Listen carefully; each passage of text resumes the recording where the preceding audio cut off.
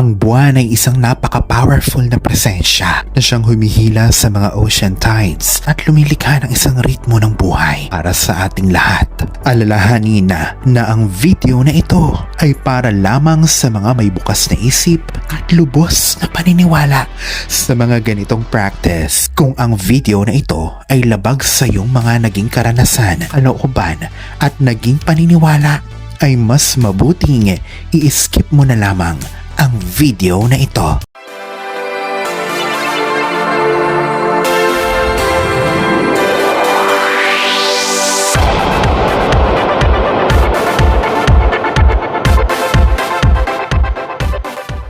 Noon ay malalim ang ating koneksyon sa mga ritmong ito, ngunit sa paglipas ng panahon, ang teknolohiya at ang ating modernong kultura ay inihiwalay tayo sa mga celestial na vibration. Kung ngayon ka pa lang sa channel na ito, huwag kalimutang i-like at i-share ang video na ito. Mag-subscribe ka na din, i-click ang bell at all para lagi kang updated sa mga pinakabagong videos patungkol sa mga life-changing na mga ritual. Ang paglinya sa sarili sa mga galaw at kalikasan bilang isang gawain ay isang transformative na bagay at siyang kumukonekta sa atin sa enerhiya ng bawat phases ng buwan. Ito ay sinasabing isang magandang umpisa. Ang new moon ay isang perpektong panahon para sa refleksyon at pagsaset ng mga intensyon. At para diyan, ang ritual na ito ay napakadaling gawin at higit sa lahat ay epektibo lalo na sa panahon ng new moon. Sa araw ng new moon ay maglaan ng kalahati hanggang 1 oras para sa practice na ito. Mas madalas na ginagawa ko ang mga ritual sa buwan sa gabi upang makuha ko ang enerhiya ng buwan. Kapag maayos naman ang takbo ng panahon, ay mas mainam na gawin ito sa labas ng bahay. Humanap ng tahimik na lugar o espasyo kung saan ikaw ay hindi maiistorbo. Kumuha ng isang papel, isang puting kandila, insenso at isang panulat na itim. Sindihan ang kandila. Kumuha ng ilang saglit upang maging malinaw sa isipan mo. Bakit mo ginagawa ang ritual na ito ngayon? Ano ang mga gusto mong mangyari? O mga intensyon sa susunod na 29 na araw? Walang maling sagot dito. Ito ay pwedeng makapagbawas ka ng timbang, swertihin sa pera, o magkaroon ng oportunidad para mas palakihin pa ang iyong kita. Kapag naging malinaw na sa iyo ang mga gusto mong mangyaring, tupiin ang papel sa dalawa at isulat ang mga ito gamit ang panulat. Sa kaliwang bahagi ay isulat ang mga ayaw mo na sa buhay mo. Ito yung mga bagay na gusto mo nang maalis. Sa kanang bahagi naman ay yung mga gusto mong papasukin at mangyari sa buhay mo.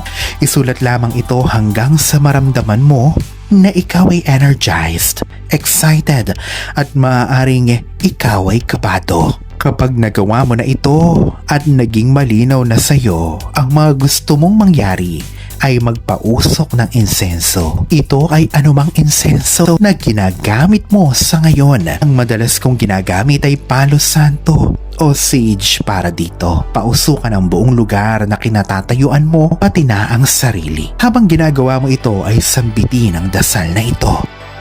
Nawa ang aking mga kamay ay maging malinis at makalikha ng magagandang bagay. Nawa ay maging malinis ang aking mga paa upang dalahin ako nito sa tamang landas. Nawa ay maging malinis ang aking puso nang mas madinig ko ang mga mensahe sa akin ng sansinukob. Nawa ay maging malinis ang aking lalamunan upang masabi ko lamang ang mga tamang bagay kapag kailangan. Nawa ay maging malinis ang aking mga mata nang makita ko ang tunay na ganda ng mundo.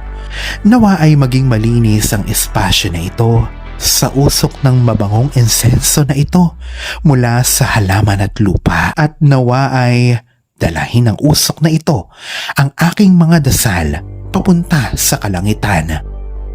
pausukan at punuin ang buong espasyo ng usok, saka pumunta sa bintana at dahan-dahang ipaypay ang usok papalabas ng bahay o espasyo kung saan ka nandoon. Sunod na ipikit ang iyong mga mata at mag-focus sa iyong paghinga.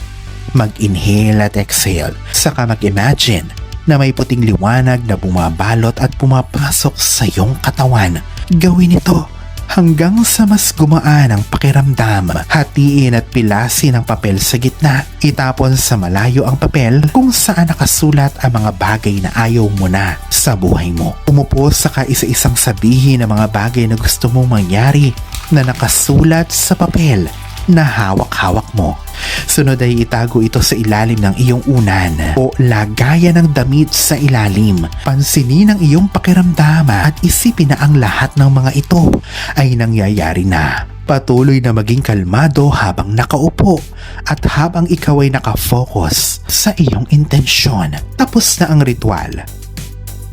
Sa kada umaga ay kuhanin ito sa ilalim ng iyong unan at basahin isa-isa upang manatiling malapit ka sa mga gusto mong mangyari at matupad sa buhay mo. Kung may mga pangyayari na hindi tugma sa mga gusto mong mangyari, alalahanin na ito ay mga pagtuturo lamang sa iyo at ito din ay parte ng buong proseso para mas mapabuti ka. Tanggapin at pasalamatan ito. Ang pag-align sa iyong mga intensyon ay ang pinakamadaling paraan para maakit mo ang kung anumang mga gusto mo sa buhay.